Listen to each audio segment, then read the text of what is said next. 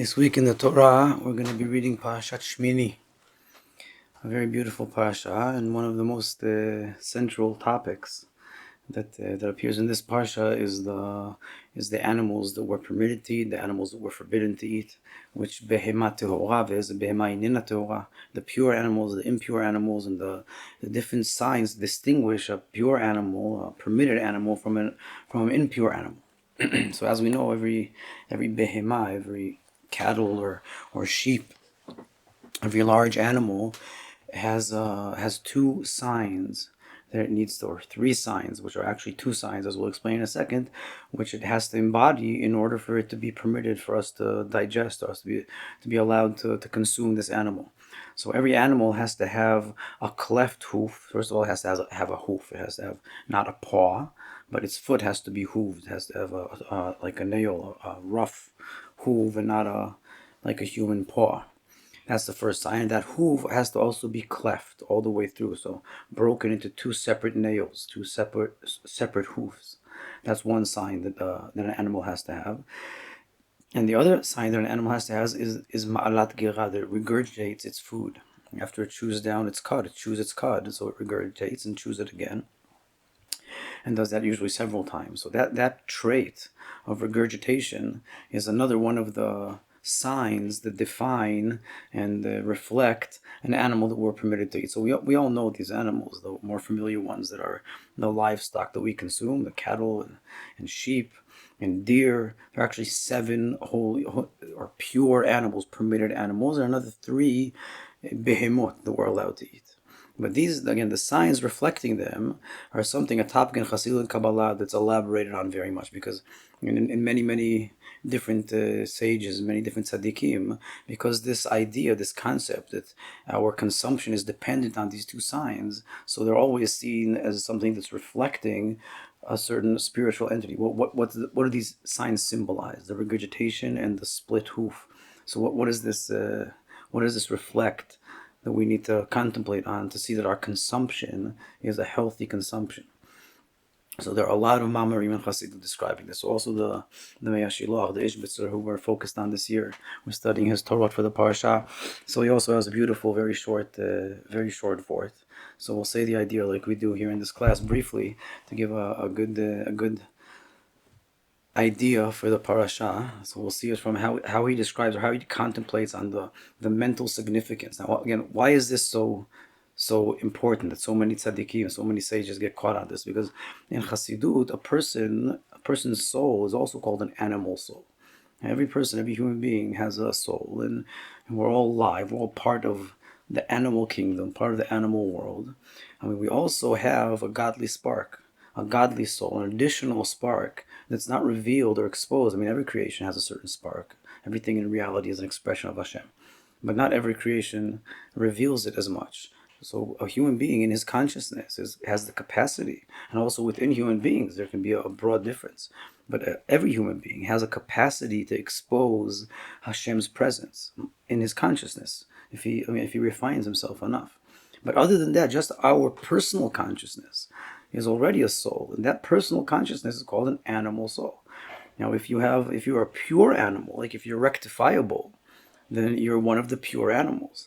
So what defines, or what characterizes a pure soul, or a rectifiable soul, one that can be elevated, consumed, refined, and Bezrat Hashem at the end, or at some point capacitate God's presence, needs to be a pure soul. So each and every one of us, we all have the potential to have a pure animal soul, which doesn't mean it's rectified. A cow doesn't reflect Hashem inherently, but it can be elevated, it can be refined and elevated.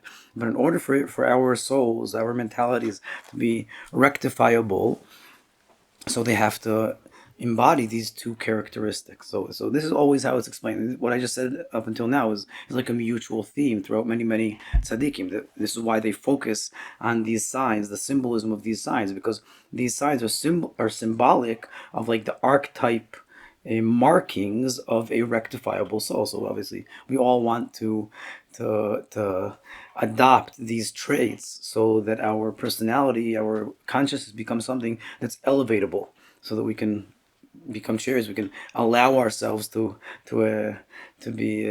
expose Hashem, to expose our godly entity. But in order for that to happen, we first have to refine our animal entity, and the only refinable animal entity is one that's kosher, pure animals. We all want to be pure animals. We have to have these two signs. We all have to learn to regurgitate. We all have to learn to chew our cud, as we'll explain in a moment how the Ishbisser contemplates on this. And we all have to have cleft hooves.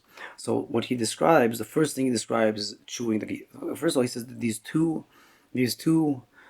ideas, or these two symbols, they both reflect a person's consumption, which is again also very typical, because what we're discussing here usually is what we consume. The animals were permitted to consume, so we see that their consumability, them being permitted to be consumed, is because they themselves reflect a rectified consumption. Now, how do these two signs, regurgitation and also a cleft hoof, symbolize consumption? So he says that what is chewing one's cud? Chewing one's cud is, again, that the animal digests, it takes in, it encompasses into itself sustenance, but it doesn't keep it, it doesn't cling to it. Right? So that's the phrase he uses, that there are animals also in their behavior, that they pounce on their prey and then they cling to it very strongly. I mean, they immediately develop a sense of ownership and belonging, and they won't let go. But an animal that chews its cud is an animal that regurgitates back the sustenance it has received. So it's not identifying it very strongly. Okay? So this trait, where I can receive sustenance without identifying it, like without absorbing it into myself, so much so that it's relatively easy for me to regurgitate it and give it back to where it came from. That's the first sign of a pure animal. So how does this reflect psychologically? What does this mean to us?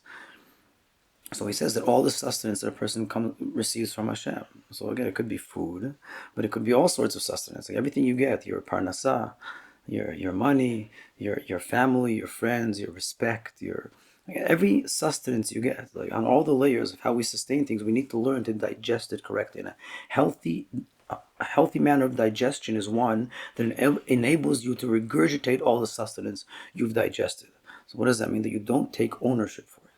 So how does this work psychologically? It's a very simple concept. That the more a person is aware of the very many faculties that are helping him in life, and the more he exposes in his consciousness all of the help he gets from his family, from his communities, from his friends, then the more the sustenance that he achieves, or the goals he achieves, anything he receives from life, any success, or even mundane sustenance. You buy something, you purchase something, you make some money, and all the more so if you make a success, like you reach a certain stature in your community, the more you're exposed mentally, you're aware, you're sensitive to realize all of the circumstances that are benefiting you and helping you and bringing you towards your success. Like the simplest examples, like your family, your parents, your friends, your immediate community, and also society. The more a person's aware of how much involvement and how much help he's receiving, then the more he naturally and subconsciously, inevitably, refers the credit for all of his success and all of his sustenance to those places. He doesn't feel that it all belongs to him. So if every success you make, every sustenance you receive, you immediately, unconsciously, intuitively cling to, and feel that it all belongs to you. You take ownership for it. You find yourself feeling, this is mine. That's the classic expression in the Torah, that a person achieves something and he immediately, instinctively feels that this is mine. I merited this. My merit got me this achievement. So if that's my intuitive instinct, so that's an impure digestion, an impure animal, an unhealthy metabolism. I don't know how to digest sustenance correctly. Because if I were exposed if I were allowing myself, if I were sensitive enough to all the help and assistance I'm receiving from the circumstances that HaKadosh Baruch Hu is orchestrating around me, so my intuitive experience would be that even though I received something, it doesn't belong to me completely. Again, it doesn't have to be a very high and mighty experience. It's just like a very delicate intuition of how much ownership, how much credit do I credit myself to the sustenance and the achievements that I receive, that I realize in my life. And that experience of whether or not I cling to them and I take full ownership, or I naturally feel that they can be regurgitated, like that I can also merit them and credit them to, like, put them out of myself and credit them to my surroundings. They don't completely belong, even though they've come to me. They're not completely mine, so I can very easily regurgitate them. So that intuitive experience of feeling my sustenance that way, even my physical achievements, my home, my car, my belongings, my money, my friends, my stature, it's not completely mine. So that feeling is a direct result of how much awareness there is to all the systems orchestrating and allowing my achievements in life. And the more I'm sensitive to a lot of circumstances being involved in my success in life, the more naturally I credit them with the ownership for the sustenance, for the result of my achievements. And the more I ignore it, like the more I'm ignorant or indifferent, I lack sensitivity to realize how much help I'm receiving from reality, from HaKadosh Baruch Hu, from my friends, my peers, my parents. The more I'm ignorant to that, I'm indifferent to them, so the more I naturally tend to feel that my achievements are all my own. So that sensation where I receive sustenance and I intuitively take ownership for it, I'm not willing to regurgitate it, it's completely mine. So that's an impure trait, because it reflects my indifference to my surroundings and my lack of appreciation for all of the help that I'm receiving from around myself. But if I have intuitively a different, like the opposite intuition, very naturally I feel that what I've received isn't completely mine. It's credited to all of my surroundings. I regurgitate it outward, back to where it came from. Like I swallow, but I regurgitate. Like I credit it back to where it came from. Naturally, intuitively, I feel that there were many elements partake and participate in this achievement. So it's, even though it's in me, like I've merited it, but it's not mine. I don't feel that sense of ownership or entitlement that really I deserve this, because I'm aware, I'm sensitive during the process for all of the elements that participated. So that's what regurgitation, that's how he explains the Ishbitza, what regurgitation implies. That an animal isn't convinced, it's not full of entitlement towards the sustenance that it achieves. And if there's too much entitlement, so that's the first impure sign. So if all the Baruch Hashem, we all have a lot of sustenance in life, and also physical and material sustenance, also psychological and emotional sustenance and achievements. And if we feel a lot of entitlement, so that's a sign of impurity. We all have to do tshuva for that, rid ourselves of this sensation of entitlement. And where is that entitlement coming from? It's coming from a lack of sensitivity, a lack of noticing all of the powers that be that are to be credited for all of our sustenance. That's the first sign.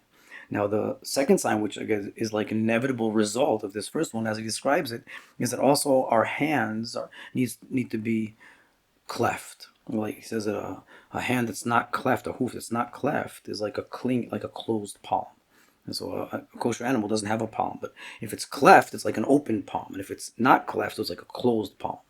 So he says a closed hand, like our lack of willingness to bestow our sustenance onwards, like to give charity and to channel the sustenance onwards to the next person, to give from our own belongings. So that also comes from that same result. If when I digested wrong, if I internalize wrong and I take it all to myself, I credit it all to myself, so I'm also not prone to allow the sustenance onwards. So I don't grant either my hands closed. So the second result of being a pure animal, like a pure intuitive natural experience, again, not even something godly, just an intuitive natural experience, is that the sensitivity to all of the assets that are helping me, all the powers that be that are helping me along life, that sensitivity and the appreciation towards them, it also softens my feeling of entitlement to my sustenance, and inevitably it makes me prone to channel that sustenance onwards and to give it on. So if somebody comes around, knocks on my door and asks for charity, so my hand is open to him, because I don't feel that what I've digested is completely mine. I don't feel so entitled to it, so I'm more prone to give it onwards as well. So these two signs, again, what's the idea here psychologically?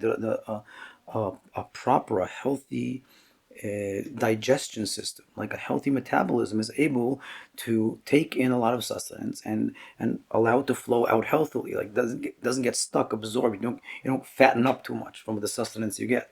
If you don't have a healthy metabolism, if you don't know how to channel on your sustenance, then you get obese, and that's unhealthy.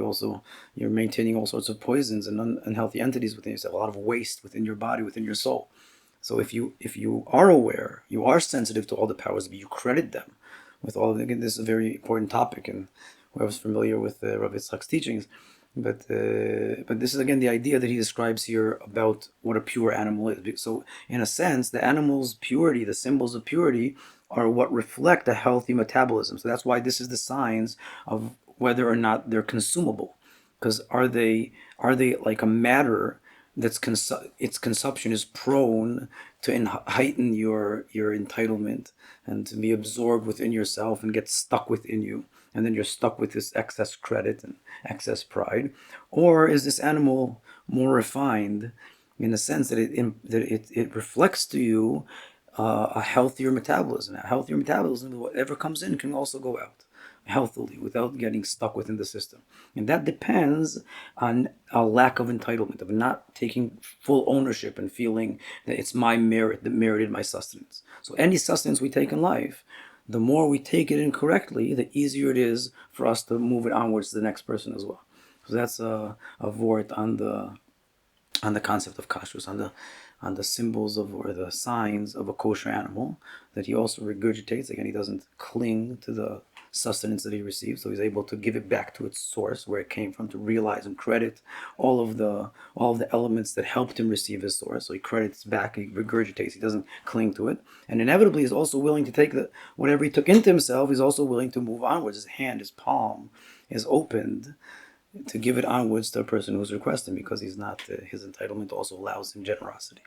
So that's our vort today. For today, B'ezrat Hashem, we should all have a healthy metabolism, a healthy, full of sustenance week.